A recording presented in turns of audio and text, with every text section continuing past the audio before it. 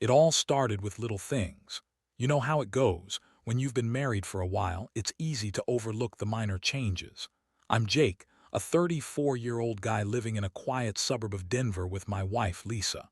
We were high school sweethearts who made it through college and built a life together. Or at least, I thought we did.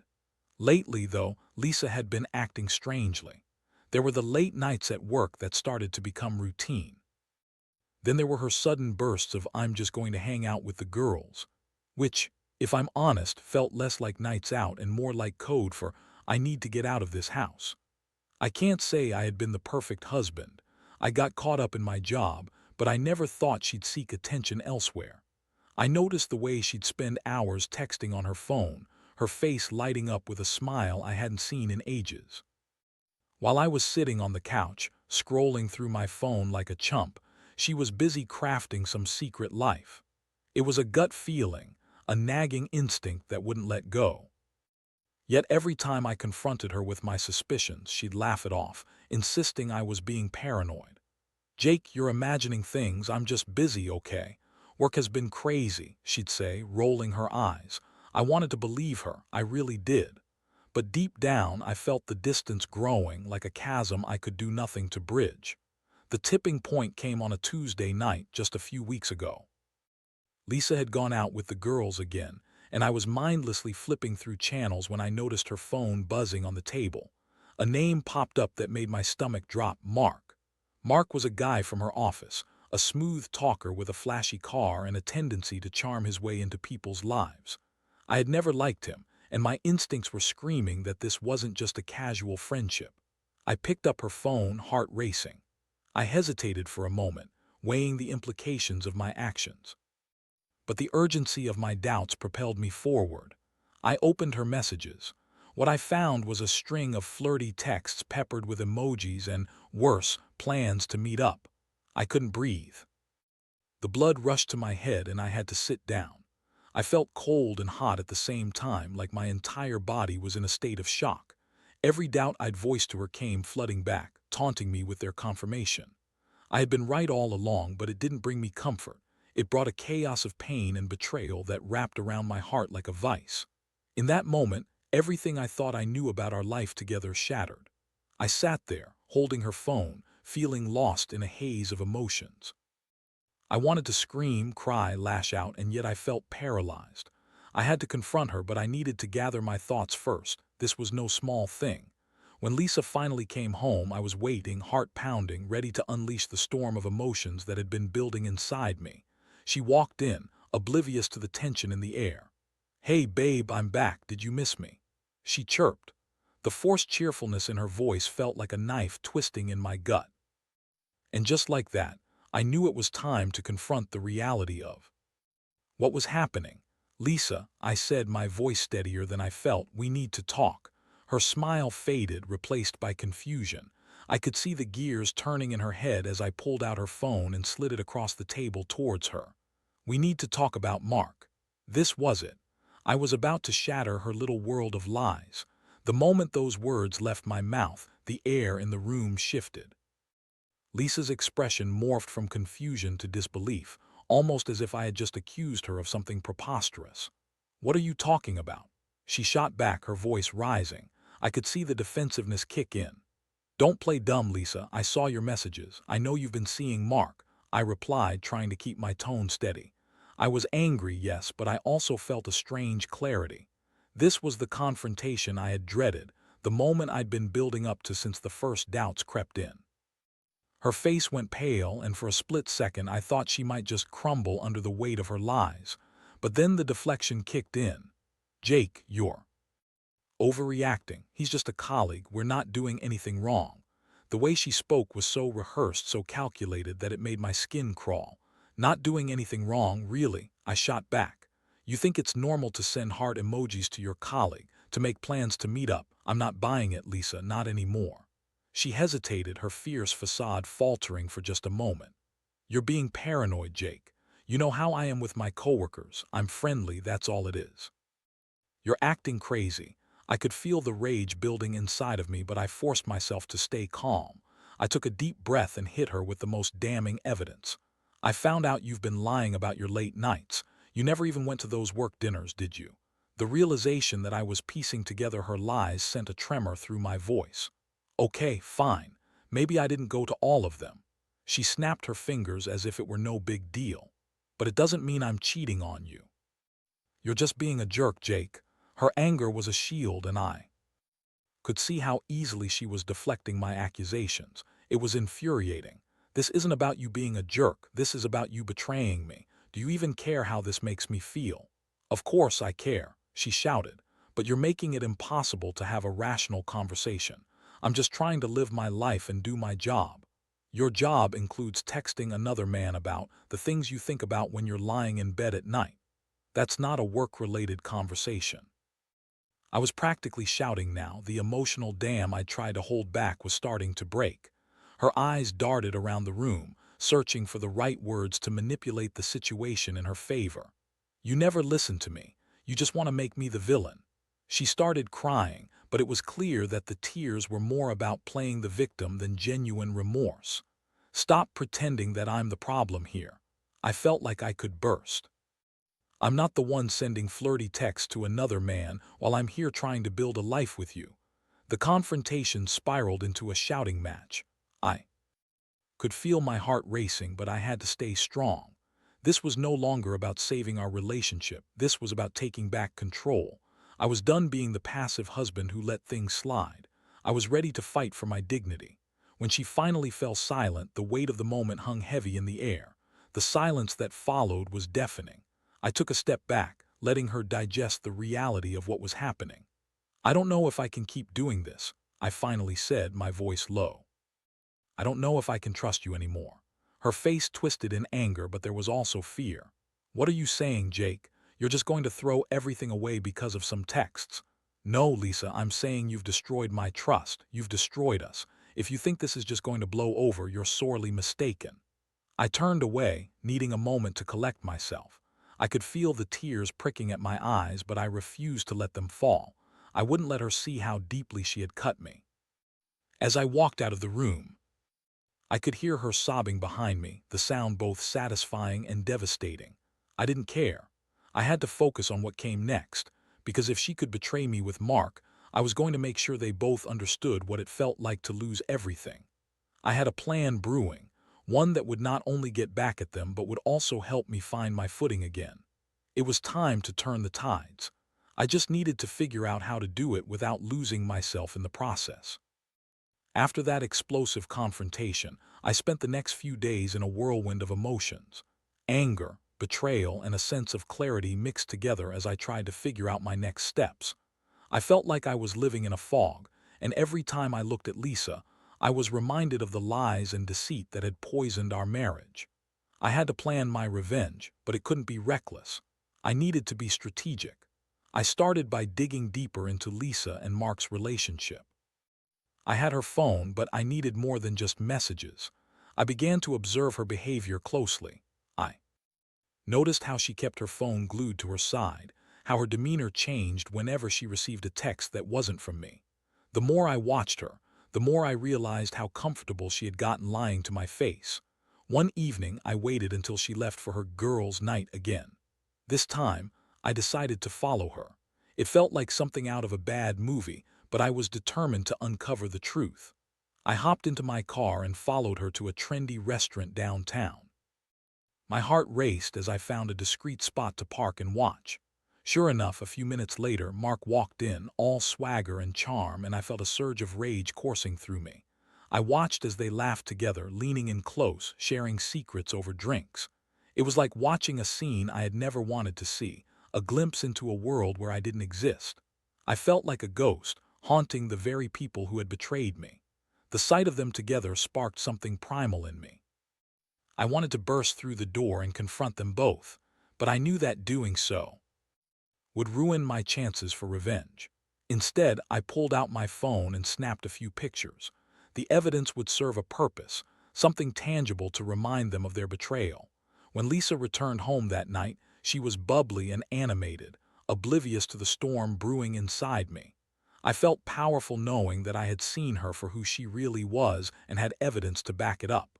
I decided to play this smart, to let her continue thinking that she was fooling me. Over the next few days, I gathered more evidence. I spent time researching Mark, digging into his social media profiles and scrutinizing everything I could find. He was a cocky guy, posting pictures of his flashy car, his vacations, and a lifestyle that screamed ego. I couldn't help but wonder how someone like him could make Lisa happier than I ever had. I found that he was heavily involved in the local business community, attending networking events and charity functions. It was all information I could use to my advantage. I didn't want to just hurt them. I wanted to destroy their connection. I wanted to expose Mark for what he really was and make Lisa regret her choices. The plan took shape in my mind, and I felt a sense of clarity I hadn't experienced since before the betrayal. I started by dropping anonymous tips to the local businesses. I crafted messages highlighting Mark's inappropriate behavior, including allegations that he flirts with married women and has a penchant for using his charm to manipulate others. I made sure to highlight details that would make the tips seem credible. I sent them to board members of the local business association where Mark was involved. I wanted to ensure that he felt the repercussions of his actions in his professional life. But I knew I needed to confront Lisa again, not just to set the stage for my grand reveal, but to let her know I wasn't backing down. I waited until a night when she was home early, and I summoned the strength I had been building. We sat in the living room, the tension palpable. "Lisa, we need to talk," I said, trying to keep my voice steady. Her eyes widened in surprise. "About what? I thought we were past this." "Not even close," I replied. "I know what you're doing with Mark, and I'm not going to let it slide. You need to understand that this isn't just a phase for me. I'm serious about this." She opened her mouth to protest, but I cut her off. "You think you can lie to me and everything will be fine, that you can go behind my back and have your little affair without any consequences." She squirmed, but I pressed on. "You think I'm just going to sit here and take it? You're wrong. I'm done with this charade." The look on her face was a mix of anger and fear. "What are you going to do, Jake? You can't just threaten me because you're hurt." "Watch me," I said, feeling a surge of strength. "You're not going to like what happens next." I could see her processing my words, and for the first time, doubt flickered in her eyes. I wasn't just the hurt husband anymore. I was taking back control, and it felt empowering. As I turned to leave the room, I caught a glimpse of the fear in her expression. A fear of losing not just me, but everything she had built with her. Lies. I went to bed that night feeling a strange mix of satisfaction and sadness. I had set my plan in motion, but it would take time to unfold. As much as I wanted to destroy them both, I also wanted to emerge stronger than ever. This wasn't just revenge. It was about reclaiming my life, my dignity, and my happiness. And I was ready for whatever came next. The following days were a blur of plotting, gathering evidence, and preparing myself for the fallout that would come from my actions. I felt like a tightrope walker, balancing on the thin line between anger and strategy. This was not just about revenge. It was about reclaiming my life. I had made my decision. I was going to expose Lisa and Mark, and I would do it in a way that would ensure they both felt the weight of their betrayal. The first part of my plan came to fruition when I received an email from one of the members of the local business association. They had taken my anonymous tips seriously. I had crafted them carefully, mixing truth with just enough insinuation to cast doubt on Mark's character. The email confirmed that there would be a special meeting about the allegations I had sent regarding Mark's inappropriate behavior. I felt a rush of adrenaline at the thought of him being called out in front of his peers. I had to act quickly. I reached out to a few friends who owned businesses in town, those who were connected to Mark and the local business community. I hinted at the meeting and shared my concerns about his behavior. Word would spread, and by the time the meeting happened, I knew it would be a spectacle. I wanted Lisa to see Mark humiliated and realize the risk of her choices, but I also had to confront Lisa again before things escalated further. I needed to look her in the eye and let her know that I was not just some passive player in her twisted game. That evening, I caught her off guard while she was scrolling through her phone in the living room. "Lisa," I said, my tone firm but measured, "we need to discuss Mark again. I'm not going to let this go." She rolled her eyes, exasperated. "What more do you want from me, Jake? I told you. There's nothing going on, you're wasting your time. Why don't we put that to the test?" I challenged, stepping closer. "How would you feel if everyone knew about your little affair? What would happen when Mark's reputation gets dragged through the mud? Would you still think it's no big deal?" Her expression shifted as realization dawned. "You wouldn't dare," she said, a hint of fear creeping into her voice. "Oh, but I will," I replied, feeling the power shift back to me. "You need to understand that I won't be the only one affected by this. You've dragged me into your mess and I'm done being the victim." I could see the panic in her eyes as she processed my words. "Jake, you can't do this. You'll ruin everything. You don't understand what you're doing." "Actually, I think I do," I shot back. "I'm taking control of my life. If you think you can keep living this lie without consequences, you're mistaken." With that, I turned on my heel and walked out, leaving her to stew in her own guilt. I could feel the adrenaline coursing through me, feeding my determination. I was ready to move forward and nothing would stop me. The day of the business meeting arrived, and I made sure to be present, hiding in the back of the room, my heart racing. I wanted to witness Mark's downfall firsthand. The atmosphere buzzed with anticipation as the board members gathered to discuss the allegations against him. As they began to share stories, the tension in the room grew palpable. Finally, Mark stood up to defend himself, spewing his usual charm and confidence. "I don't understand why we're even discussing this. These are baseless accusations.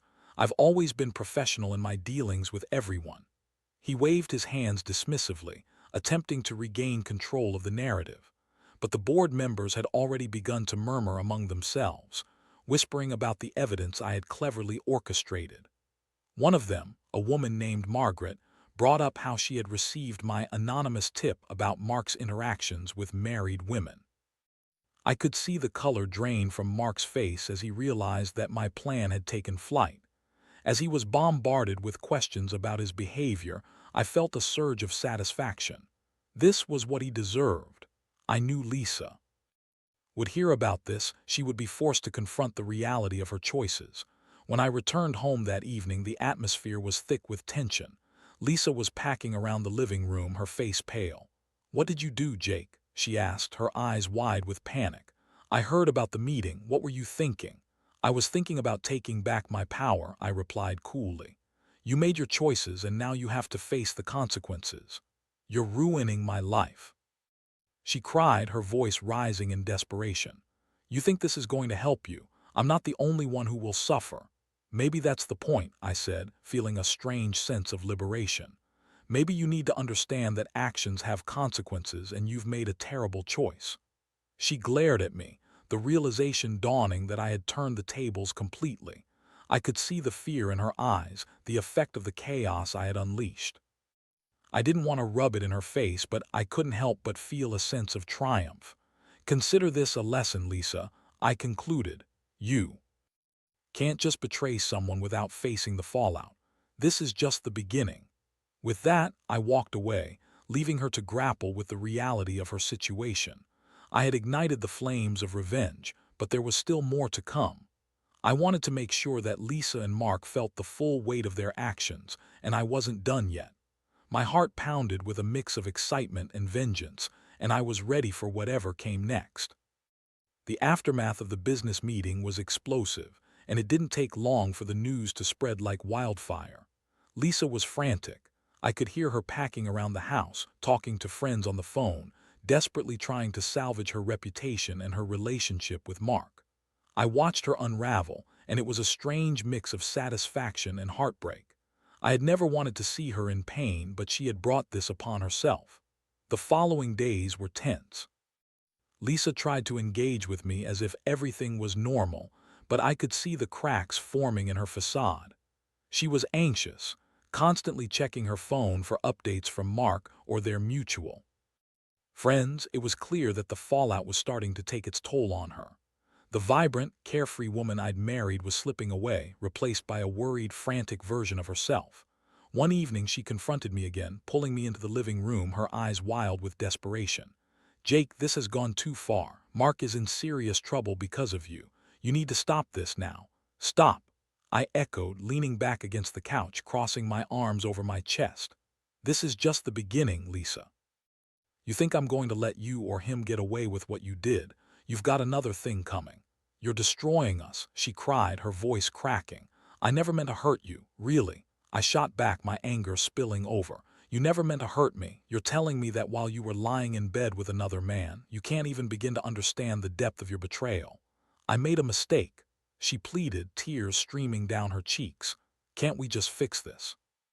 We can go to counseling, I'll do whatever it takes. I felt a wave of sadness wash over me, but I quickly shoved it aside.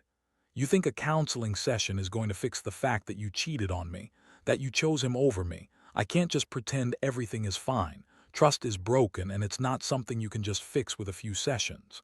She took a step closer, her voice softening.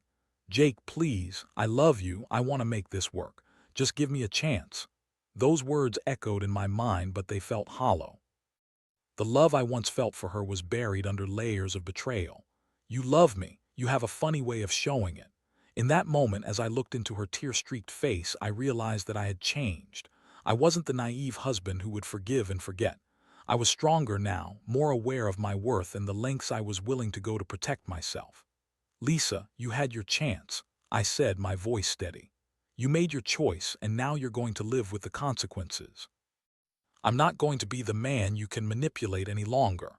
With that, I turned away, leaving her standing there, grappling with the reality of what she had done. The satisfaction I felt was bittersweet.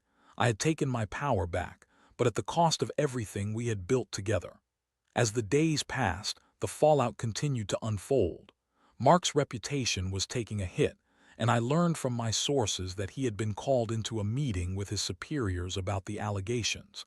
I felt a surge of vindication.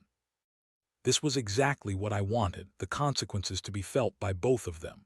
One night I received a text from an unknown number. It was from a friend of Mark, someone I had met once or twice at social gatherings. Hey man, just wanted to give you a heads up. Mark's in deep trouble at work. Word on the street is that he's being investigated for harassment. Just thought you should know. My heart raced as I read the message. This was the kind of fallout I had been hoping for. I couldn't help but smile, picturing Mark sweating in his meetings, facing the consequences of his choices. He had thought he could charm his way through life without repercussions, and now he was about to learn a hard lesson. I shared the news with Lisa that evening, knowing she would be devastated. Guess what? Mark is facing an investigation at work. Seems like the fallout is hitting him harder than he expected, I said, watching her expression shift from shock to despair. No, this can't be happening, she gasped, burying her face in her hands. You're ruining him. I can't believe you would go this far. Isn't that what you wanted, though? I shot back. You wanted him, and now you get to deal with the fallout of your choices. Congratulations. Jake, please don't do this. I can't lose him and you, she cried, her voice breaking. I can't handle this. Maybe you should have thought about that before you started lying to me, I replied, feeling a strange mixture of pity and vindication. I had done what I set out to do, but I didn't feel the joy I thought I would. Instead, I felt empty, watching the woman I once loved break before my eyes. The emotional toll was heavy, and I began to question if revenge was worth the cost, but I had gone too far to turn back now. I needed to see this through to the end, to ensure they both realized the depth of their betrayal. The following weeks passed in a blur of tension and conflict. Lisa tried to reach out, begging for my forgiveness, but I remained steadfast. I had drawn a line, and I wasn't about to let her cross it. I had learned that sometimes the most powerful thing you can do is to take back your own narrative, no matter how painful it may be. As I continued to watch Lisa grapple with the fallout, I felt a sense of clarity. I was not just seeking revenge. I was reclaiming my life, my happiness, and my worth. I was stronger than I had ever been, and I would emerge from this chaos ready to embrace whatever came next. The weeks dragged on, filled with a mix of tension, regret, and an unshakable sense of purpose. Lisa's attempts to win me back grew increasingly desperate. She would show up at my office, send me countless texts, and even call my friends to plead her case. But I had drawn my line in the sand, and I wasn't budging. One evening, as I was preparing to head out with a few friends to distract myself from the chaos that had become my life, Lisa confronted me once more. This time, she came armed with a different approach. "Jake, let's just talk, please. I know I messed up, but can't we at least be civil? I feel like I'm losing everything." I paused at the door looking at her. Her eyes were red from crying, and for a moment I felt a pang of sympathy. "Civil?" I scoffed. "You think we can just go back to how things were? This isn't something you can sweep under the rug." "I know," she admitted, her voice trembling, "but I want to fix it. I'm willing to do whatever it takes. I'll go to therapy, I'll cut ties with Mark, just please don't throw away everything we built." "Everything we built? You mean everything you shattered?" I retorted, feeling a swell of anger. "I'm done being the one who gets hurt while you play the victim." Her expression fell, and for a moment I saw the woman I had fallen in love with. The memories flooded back, our laughter, our dreams, our plans for the future. But then the reality came crashing back. "You had your chance, Lisa. You made your choice, and now you have to live with it." Tears streamed down her face, and I felt conflicted. I had wanted revenge, but now I was faced with the remnants of our once happy life. I turned to walk out, but she grabbed my arm. "Jake, please just give me one last chance. I'll prove to you that I can change." I shook my head, pulling away from her grip. "You don't get it. This isn't about proving something to me. This is about you owning your actions and understanding the consequences. I can't forgive you, not now, not ever." With that, I left, stepping out into the cool evening air and shutting the door behind me. I headed to the bar where my friends were waiting, but the weight of our confrontation lingered. I had sought revenge and clarity, but I hadn't expected the emotional aftermath to be so heavy. As time passed, I watched as the fallout continued to ripple through Lisa and Mark's lives. Mark was eventually let go from his job, and as word spread about his behavior, it felt like the universe was balancing itself. I didn't relish in his downfall, but I couldn't pretend it didn't feel right. He had taken something from me, and now he was facing the consequences of his actions. Weeks turned into months, and slowly I began to reclaim my life. I focused on work, started hitting the gym, and spent more time with friends. I even began to date again, something I had thought was impossible just a few months prior. I learned to appreciate my own company and rediscover what made me happy outside of my relationship with Lisa. One evening, I found myself at a coffee shop near my apartment, enjoying a quiet moment when I noticed a woman sitting at the table next to me. She smiled, and we struck up a conversation that felt effortless. Her name was Sarah, and she had an infectious laugh and a warmth that reminded me of the good in the world. As we talked, I realized that I was no longer defined by my past or the betrayal I had endured. I was moving forward. And in that moment, I felt a sense of hope I hadn't felt in a long time. Eventually, the time came when Lisa reached out again. She had heard about my new relationship and wanted to meet. I debated it for a while, but I realized I had nothing left to prove. I agreed to meet her one last time, not to discuss us, but to close the chapter completely. When we sat down, Lisa looked different, more composed, but also worn. "I've been in therapy," she started, her voice steadier than before. "I'm working on myself, but I know it's too late for us." I nodded, feeling a strange mix of emotions. "You're right, it is too late, but I hope you find what you're looking for. You need to learn to trust yourself before you can trust anyone else." "Do you hate me?" she asked, her voice barely above a whisper. "No, I don't hate you," I replied honestly. "But I can't forget what happened. I've learned from this experience and I'm moving forward. I hope you do too." As I left that meeting, I felt lighter. The weight of the past was lifting, and I knew I was finally free. I had taken back my life, learned the value of self-worth, and realized that the only person who could define my happiness was me. In the end, revenge had served its purpose, not as an act of malice, but as a catalyst for my own growth. I emerged stronger and more resilient, ready to embrace whatever life had in store for me next. I had learned that while betrayal can cut deep, it can also lead to the most profound transformation. And with that, I stepped forward into a new chapter of my life, ready to embrace the future.